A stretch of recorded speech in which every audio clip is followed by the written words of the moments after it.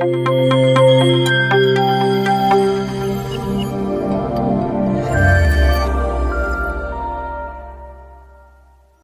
दोस्तों, मेरे YouTube channel खिड़की पर आपका स्वागत है।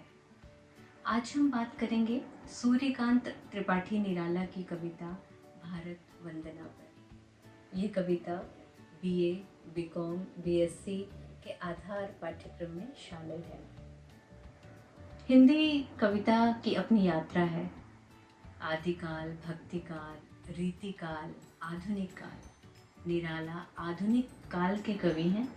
आधुनिक काल में भी छायावाद के कवि हैं। छायावाद के चार दृढ़ स्तंभ हैं: जयशंकर प्रसाद, सुमित्रा नंदन पंत, सूर्यकांत त्रिपाठी निराला और महादेवी वर्मा। औद्योगिकरण के बाद जो मनुष्य है अपनी मूल प्रकृति से भी दूर होता जा रहा था, तो छायावादी कविताएं जो हैं वो प्रकृति की ओर लौट चलने का आह्वान करती हैं। प्रकृति के माध्यम से प्रकृति का मानवीकरण किया गया है इन कविताओं में। सूर्यकांत त्रिपाठी निराला का जन्म 1896 में मेदना महिषादल में हुआ था, जो मिदनापुर रियासत में पश्चिम बंगाल में है। और इनका नाम रखा गया था सूरज कुमार तिवारी, लेकिन ये रविंद्रनाथ टैगोर से बहुत प्रभावित थे और इन्होंने अपना नाम बाद में कर लिया था सूर्यकांत त्रिपाठी। फिर मतवाला का जो दौर चला, उस समय उनको जो उपनाम इन्होंने निराला रखा था। निराला की भी अपनी कविता की यात्रा है। उनकी जो आरंभिक कविताएं हैं उसमें हम वेदांत का प्रभाव देखते हैं। विवेकानंद और रामकृष्ण हंस से वो प्रभावित थे। फिर जो है प्रगतिवादी स्वर भी इनकी कविता में आता है। और फिर इनकी कविता अगर इस तरह की है: तुम तुंग हिमालय श्रृंग और मैं चंचल सुर सरिता, तुम्हें विमल हृदय उच्छ्वास और मैं कांत कमनी कविता। तो ये निराला ऐसी भी कविता लिखते हैं: अबे सुन बे गुलाब, खून चूसा तूने, खाद का अशिष्ट और डाल पर इतरा रहा है कैपिटलिस्ट। आज हम जिस कविता की चर्चा करने जा रहे हैं वो ये कविता उन दिनों लिखी गई जब हमारा देश गुलाम था, और हमारे अंदर जो है देश भक्ति की भावना को भरना जो है वो कवि का उस समय एक दायित्व था। हम अपने आप को हीनतर, कमतर समझ रहे थे, तो भारती जय विजय करे, इस तरह के शब्द जो है हमारे अंदर एक गर्व का भाव जो है वो भरते हैं। तो देखते हैं निराला की कविता।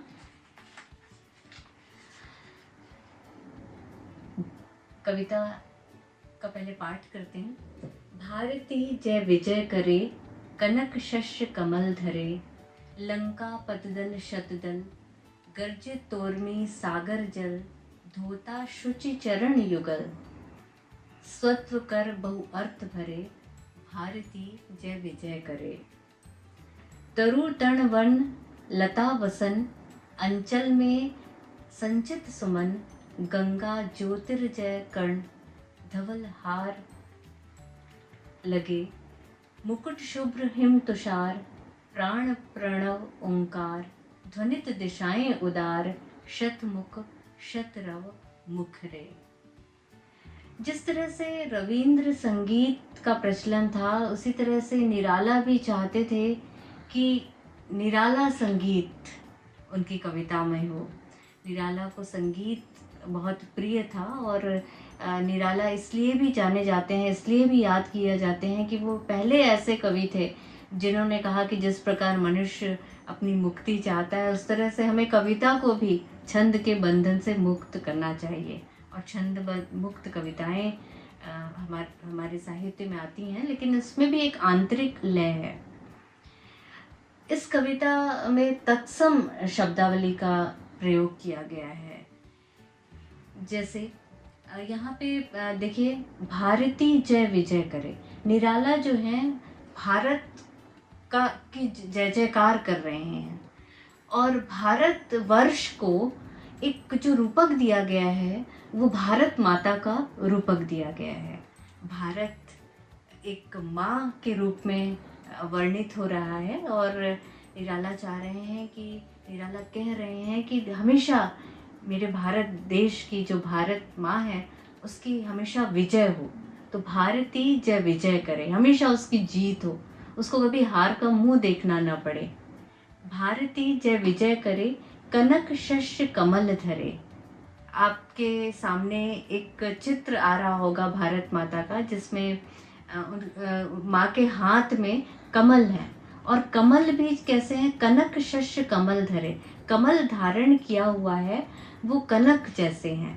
कनक का अर्थ होता है, कनक के पर्यायवाची होते हैं। कनक का अर्थ सोना भी होता है, स्वर्ण होता है, और कनक फसल को भी कहते हैं, गेहूं को भी कहते हैं।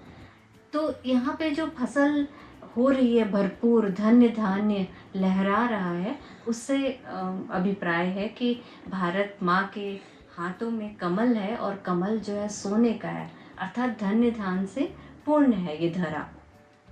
लंका पतदल शतदल, गर्जित तोर्मी सागर जल। उर्मी का मतलब होता है लहरें। भारत के मानचित्र की कल्पना करें तो हम पाते हैं कि उसके दक्षिण में हिंद महासागर है और भारत माता के चरणों को युगल शब्द का प्रयोग हुआ है, धोता शुचि चरण युगल। तो भारत माँ के चरणों को ये जो समुद्र है, हिंद महासागर है, उसके चरण पखार रहा है।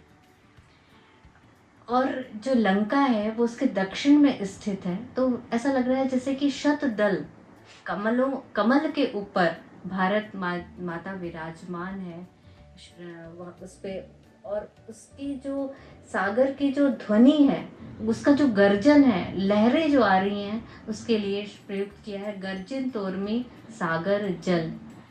तो भारत माता के चरण कमल की वंदना कर रहा है समुद्र, और न केवल वंदना कर रहा है बल्कि उसमें एक स्वर भी सुनाई दे रहे हैं और उन स्वरों में बहुत सारे अर्थ भरे हुए हैं। तो इस प्रकार एक ध्वनि के साथ वंदना हो रही है। आगे पंक्ति है, तरु तर्ण वन लता वसन, अंचल में संचित सुमन, गंगा ज्योतिर्जल कण, धवल धार हार लगे। ऐसा लग रहा है जैसे भारत माता ने जो है हरे वस्त्र की साड़ी पहनी हुई है। यानी यहाँ पे जितनी वनस्पतियाँ हैं, तरु यानी वृक्ष, तृण यानी घास, वन अरण्य, लता, वो उसके वसन है। देखिए, कविता में रूपक अलंकार का प्रयोग किया गया है। हम जानते हैं कि जब उपमेय और उपमान की तुलना की जाती है तो उपमा होता है, और उपमेय में उपमान आरोपित होता है, वहाँ पे रूपक अलंकार होता है।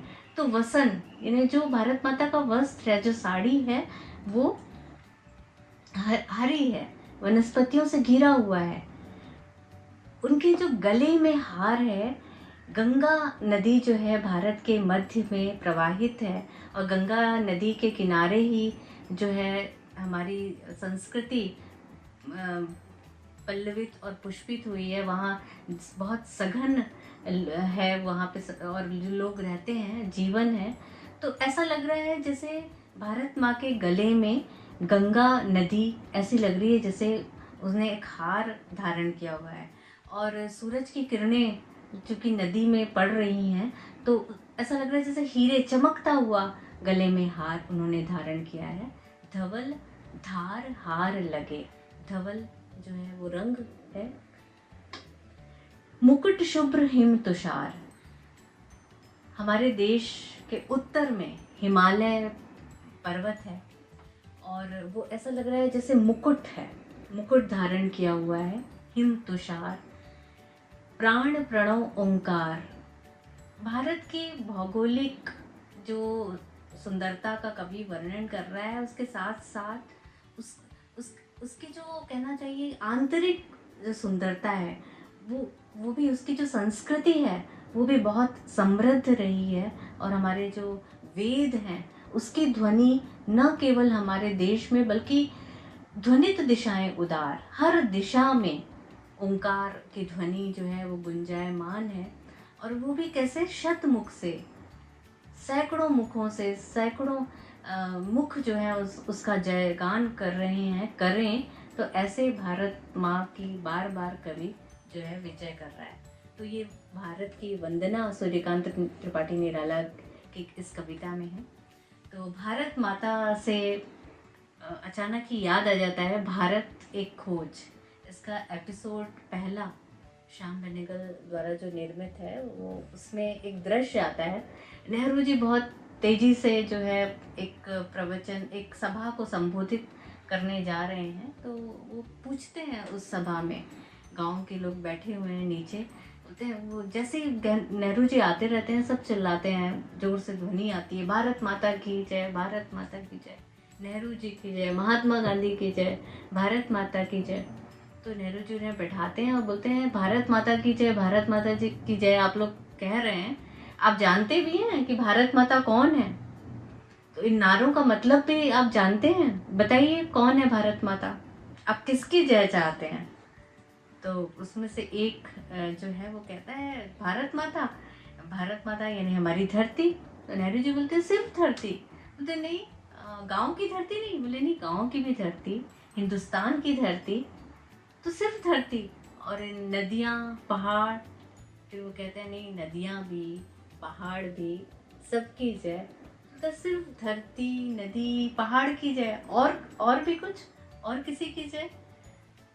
तो जवाब नहीं दे पाते हैं। तो नेहरू जी ही जवाब देते हैं कि भारत माता की जय में सबसे अहम जो है वो यहाँ की आवाम है, यानी आप हैं, आपका श्रम है।